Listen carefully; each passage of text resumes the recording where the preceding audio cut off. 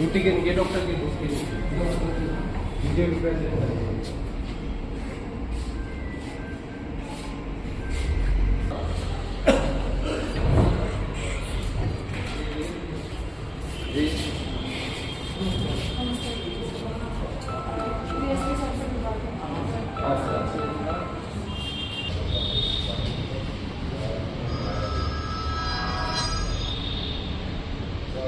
ज़्यादा आवश्यकता होगी क्योंकि स्टाफ जो है कंपैरेटिवली कम भी रहता है रात को।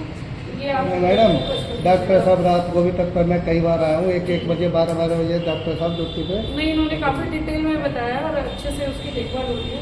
तो बच्ची का जो हो गया उसके साथ, लेकिन अब हम अपनी ट्रीटमेंट की तरफ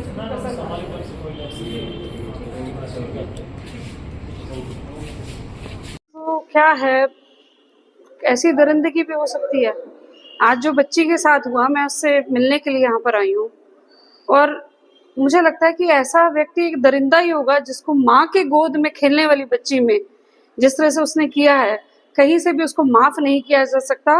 मानवता किस हद तक पहुंच चुकी है कि 10 महीने के बच्चे के साथ ऐसा कर दिया, मतलब कमाल ही हो गया। साथ में पड़ोस में रह रहा है, पहले से उसको खिलाया करता था, पहले अपने माँ बाप के बीच में उसने विश्वास जताया, जब विश्वास बन गया और देखा कि उसके घर में मेहमान आए हुए हैं तो उसको अपने घर में लेकर गया। वो तो बच्ची चिल्लाई तो उनको पता चला तो पेरेंट्स वहां पर भागे और उसको बचाया, उसको बचाने का काम किया।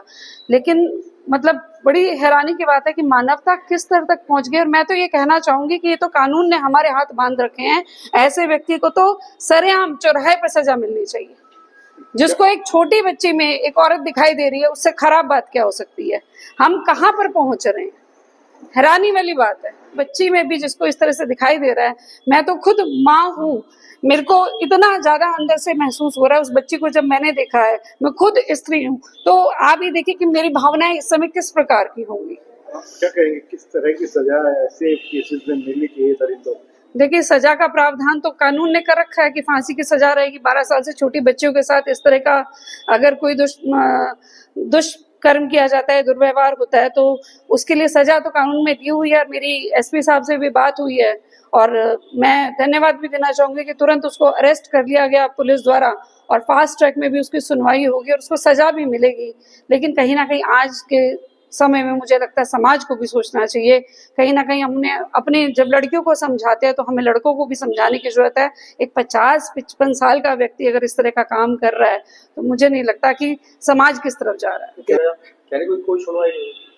देखिए, मेरे को इस बात की जानकारी नहीं है, लेकिन मैंने पिछले दिनों में देखा है कि किस प्रकार से पुलिस जो है तुरंत कार्यवाही कर रही है और इसके बारे में तो बहुत स्ट्रिक्ट जो है आदेश है वो ऊपर से भी मिले हुए हैं और वो व्यक्ति अरेस्ट भी हो गया, फास्ट ट्रैक कोर्ट में भी उसकी सुनवाई होगी। क्या कुछ एड पार्टी की तरफ से परिवार? मैंने उनसे पूछा था, अभी उसका यहाँ पे ट्रीटमेंट हो रहा है। परिवार से मेरी बात हुई, उसकी माताजी से बात हुई, उसके पिताजी से भी बात हुई और मैंने उनसे पूछा आपको अगर कोई मदद चाहिए, और मैं आपके माध्यम से भी कहना चाह रही हूँ कि अगर उनको किसी भी तरह की मदद चाहिए होगी तो हम उनके साथ खड़े रहेंगे। बच्ची की हालत अब कैसे है? अभी बता दी दिन में कि रोहतक रेफर करना पड़ेगा? नहीं, बच्ची की हालत अब स्टेबल है। उसका मुझे डॉक्टर साहब ने बताया कि अभी जो उसका हीमोग्लोबिन है पहले से ही कम था, तो थोड़ा सा उस वजह से इशू लग रहा होगा, लेकिन अभी मुझे बताया गया कि उसकी हालत स्टेबल है, अभी सो रही है, स्टेबल बताइए हालत।